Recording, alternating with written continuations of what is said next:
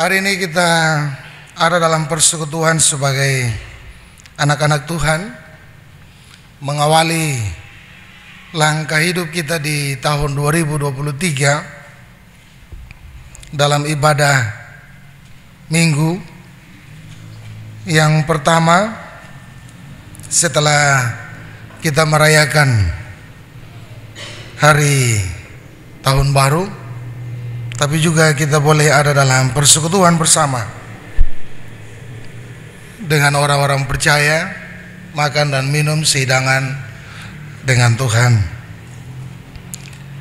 Bapak dan Ibu saudaraku yang terkasih, tahun 2023 itu pasti beda dengan tahun 2022. Kenapa harus beda? Sebab setiap hari, setiap saat, saudara dan saya tidak akan pernah tetap di tempat. Kita akan berpindah dari tempat satu ke tempat yang lain.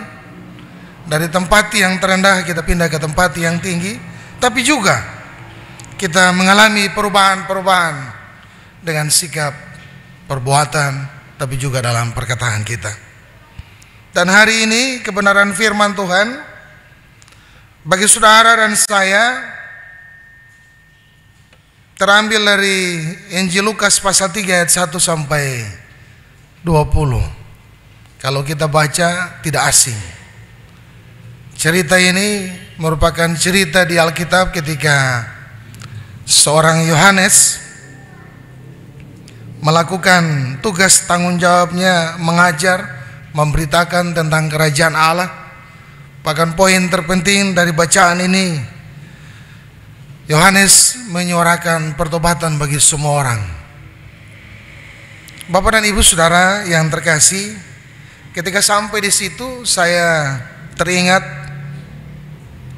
ada seorang Muslim yang boleh berpindah agama. Bapak Ibu pasti kenal, mungkin sudah nonton, Muhammad Makrus. Ada yang pernah ikuti kesaksiannya. Dia katakan bahwa orang Kristen adalah orang yang sombong. Kalau dia katakan begitu, Bapak Ibu kira-kira menurut Bapak Ibu apa alasannya? Sehingga dia bisa berkata bahwa orang Kristen itu adalah orang yang sombong. Ya, dia katakan begitu karena dia punya alasan. Dalam kesaksiannya dia berkata begini Bapak dan Ibu, antara Ishak dan Ismail, siapa yang lebih berharga di mata Abraham? Ya, Ishak, Ismail, siapa yang lebih berharga? Ya, Ishak. Saudara dan saya dikatakan keturunan Ishak. Saudara-saudara kita yang di sebelah dikatakan keturunan Ismail. Mereka itu budak. Iya kan? Yang kita baca sejarah seperti itu, mereka budak. Jadi Muhammad Makrus katakan bahwa yang budak pembantu itu biasanya bangun lebih tempo. Betul tidak Bapak Ibu? Kalau kita yang ada punya pembantu, biasanya orang yang kerjanya tukang bantu atau ART sekarang, mereka itu bangunnya lebih tempo, lalu kerjakan segala sesuatu sebelum tuannya, nyonyanya bangun. Betul? Itu yang terjadi dalam kehidupan setiap hari. Dan hal itu juga yang mau digambarkan oleh Makrus kepada saudara dan saya, bahwa karena kita menjadi orang-orang yang memegang teguh bahwa kita adalah keturunan Ishak, jadi tidak perlu kita berdoa, tidak perlu kita bertemu dengan Tuhan. Kalau dihitung-hitung, satu minggu berapa kali kita sembahyang? Satu minggu paling-paling kita masuk gereja 1 kali. Tapi keturunan mereka, keturunan Ismail, Tidak. Mereka berdoa satu hari 5 kali. Orang Kristen mau berdoa, susahnya minta ampun. Betul? Betul ke tidak Bapak Ibu? Betul. Alkitab saja masih bagus. Karena apa? Kita jarang baca Alkitab. Dan oleh sebab itu, ini merupakan teguran yang mau disampaikan bagi orang percaya. Kenapa Yohanes tidak berkhotbah di bait Allah? Kenapa Yohanes memilih padang gurun? Kenapa Yohanes memilih sungai Yordan untuk berkhotbah? Apa yang tidak beres? Sebab di bait Allah tidak lagi dipergunakan sebagai tempat pemberitaan firman Allah. Bait Allah disalahgunakan oleh mereka yang tahu tentang firman. Oleh sebab itu, Yohanes keluar dari zona itu dan menyuarakan suara kebenaran untuk orang percaya bertobat. Bapak dan Ibu saudaraku yang terkasih dalam Tuhan Yesus, kalau kita baca ayat 1 sampai 20, dari ayat 3 sampai 20, terlalu banyak nasihat, terlalu banyak teguran yang disampaikan oleh Yohanes sebagai orang percaya, termasuk Bapak Ibu Saudara dan saya. Apa saja? Ada banyak.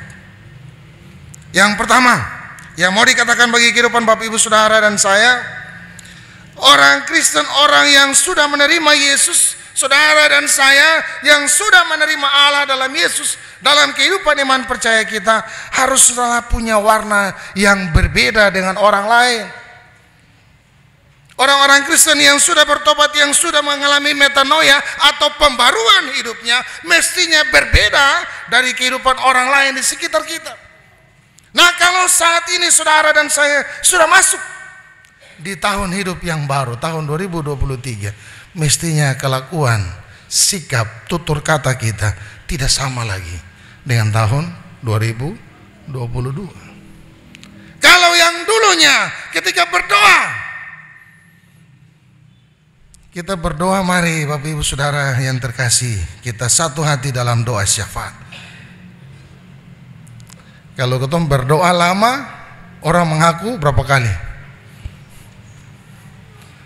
Kalau pendeta atau vikaris atau majelis jemaat berdoa terlalu lama, kita mengaku 2 kali. Mari kita berdoa, tunduk kepala. Di tengah-tengah doa terlalu lama, hilang. Pas doa Bapa kami baru muncul. Tapi kalau ada orang yang tidak suka kebiasaan kita yang lama, ketika doa kita memilih untuk keluar dulu, tunggu sampai doa Bapa kami, baru kita masuk. Ada di antara kita yang seperti itu? Ada? Kalau ada jangan angkat tangan. Kalau angkat tangan nanti lawan baca. Yang berikut Bapak Ibu Saudaraku, kenapa Yohanes mau menegur? Sebab orang Kristen saudara dan saya bahkan pada saat itu sudah kehilangan identitas jati diri mereka. Sebab pada saat itu banyak sekali nabi-nabi palsu. Latar belakang kitab ini ditulis ketika nabi-nabi palsu. Jadi ada tokoh-tokoh agama, tapi ada juga tokoh-tokoh agama yang tidak berbicara sesuai dengan apa yang Tuhan kehendaki. Mereka menyampaikan segala sesuatu yang menyenangkan telinga orang lain. Sehingga kalau ada 20, ada 30, sebagian bicara yang tidak enak, sebagian bicara yang enak, maka semua akan lari ke yang enak.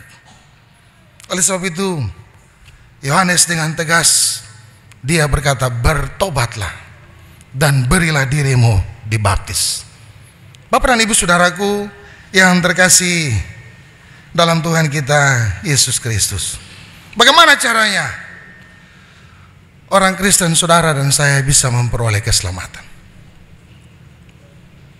Biasa saya katakan dalam pendampingan pengembalaan untuk pelayanan baptisan tanggal 26 kemarin, kalau orang Kristen baptis itu ada perjanjian yang dibuat antara Allah dengan manusia, antara Allah dengan orang tua dan anak-anak. Apa isi perjanjian itu? Perjanjian itu adalah kontrak yang dibuat Allah bahwa saudara dan saya yang dibaptis, bukan saja anak yang dibaptis, tapi orang tua juga akan diselamatkan. Dan perjanjian itu adalah perjanjian yang menyelamatkan. Jadi kalau saudara dan saya yang sudah dibaptis, berarti otomatis harga tiket masuk ke surga sudah ada. Iya toh Bapak Ibu? Kalau konsep baptisan atau yang dikenal dengan baptiso, kita konsepnya seperti itu, pemahaman kita, maka kita akan selamat. Tapi persoalan, kenapa orang Kristen, kenapa Yohanes harus bersuara tegas, bertobatlah dan berilah dirimu dibaptis? Sebab pada saat itu orang Kristen hidup jauh dari Tuhan. Bangsa Israel, bangsa yang keras tengkuk, umat pilihan Allah, tapi begitu keras tengkuk. Nabi ganti nabi, ganti nabi, ganti nabi, ya, ganti nabi, tapi tetap melakukan hal yang tidak berkenan di mata Tuhan. Sampai Yesus Kristus turun pun masih mau gantung Yesus di kayu salib. Yohanes berkata, berilah dirimu dibaptis, bertobatlah. Bapak dan Ibu saudaraku yang terkasih dalam Tuhan kita Yesus Kristus, kenapa Yohanes bilang demikian? Sebab yang tadi, kehidupan moral, integritas jati diri orang Kristen hilang.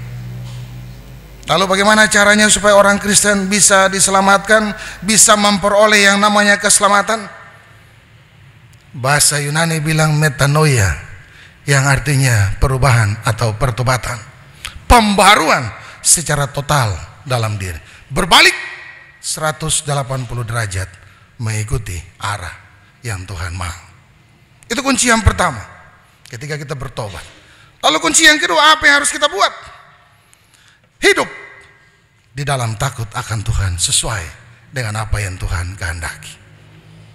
Sebab apa Bapak Ibu saudaraku yang terkasih dalam Tuhan Yesus? Nats pembimbing kita katakan dalam ayat yang ke-8, jadi hasilkanlah buah-buah yang sesuai dengan pertobatan, dan jangan pernah saudara dan saya berpikir dalam hati bahwa karena saudara dan saya keturunan Abraham, maka keselamatan itu menjadi milik kita. Jangan pernah saudara dan saya berpikir bahwa kita sudah menjadi Kristen, jadi kita diselamatkan. Oh tidak. Tetapi ketika kita memberikan diri untuk berubah, maka Allah berkarya dalam kita. Ketika kita memberikan diri untuk Allah berkarya dalam kita, maka hidup kita harus berbuah. Sebab konsekuensi dari tidak berbuah ada dua, api yang kekal dan hidup yang kekal. Jadi kalau saudara dan saya tidak menghasilkan buah, maka Alkitab berkata, Yohanes mengingatkan saudara dan saya, alat penampi sudah ada, kapak sudah ada, pohon yang tidak berbuah akan ditebang, dicampakkan ke dalam api. Tapi sebaliknya, ketika saudara dan saya dalam perbuatan hari-hari kita berbuah, maka sudah pasti keselamatan yang kekal menjadi milik kita. Bapak dan Ibu saudara yang terkasih dalam Tuhan kita Yesus Kristus, materi yang diturunkan bagi kehidupan Bapak Ibu saudara dan saya masih dengan tema yang sama, karunia Allah harus membarui hidup. Setiap orang saudara dan saya pasti punya yang namanya karunia. Jadi karunia itu harus memperbarui. Kehidupan kita yang lama kita tinggalkan, kita masuk pada hidup yang baru. Hidup yang baru yang bagaimana? Hidup yang bertobat, hidup yang berubah, dan hidup yang sudah menghasilkan buah. Kalau hari ini saudara dan saya ada dalam persekutuan, mensyukuri kasih Tuhan, firman Tuhan ini mau mengingatkan kehidupan setiap kita. Mari kita belajar dari tokoh-tokoh yang disampaikan dalam Alkitab. Ketika orang datang untuk Yohanes, guru, apa yang harus kami lakukan? Jika engkau punya baju, berbagi. Apa artinya? Orang Kristen yang sudah menerima Tuhan, yang sudah mengalami pembaruan dalam diri, maka dia punya kasih itu nampak. Kasih itu tidak pura-pura, kasih itu tulus. Demikian pun dengan para pemungut cukai, diingatkan dalam bacaan firman Tuhan ini bahwa kita menagih sesuai dengan apa yang kita pinjamkan. Tidak boleh makan riba. Lalu yang terakhir, diingatkan kepada para prajurit supaya tidak mengambil bagian yang bukan milik. Tetapi kalau dikatakan sederhananya, kita pada dengan apa yang ada pada kita. Cukupkan dengan gajimu, seperti yang Yohanes katakan. Bapak dan Ibu Saudara yang diberkati Tuhan, Yesus adalah Mesias yang dinanti-nanti oleh setiap orang percaya, termasuk Bapak Ibu Saudara dan saya. Dengan subtema ini mau mengingatkan kehidupan Bapak Ibu Saudara dan saya bahwa hidup yang berubah, hidup baru, hidup yang bertobat, hidup yang bersaksi harus nampak dalam setiap kehidupan kita, baik kita sebagai para pelayan, tapi juga sebagai umat. Karunia sudah Tuhan kasih bagi setiap kita. Tugas kita adalah memperlebahkan setiap karunia itu supaya karunia itu berbuah, bukan untuk diri kita, tetapi berbuah untuk hormat dan kemuliaan nama Tuhan. Tuhan yang punya firman ini memberkati kita dengan kebenaran firman-Nya. Amin.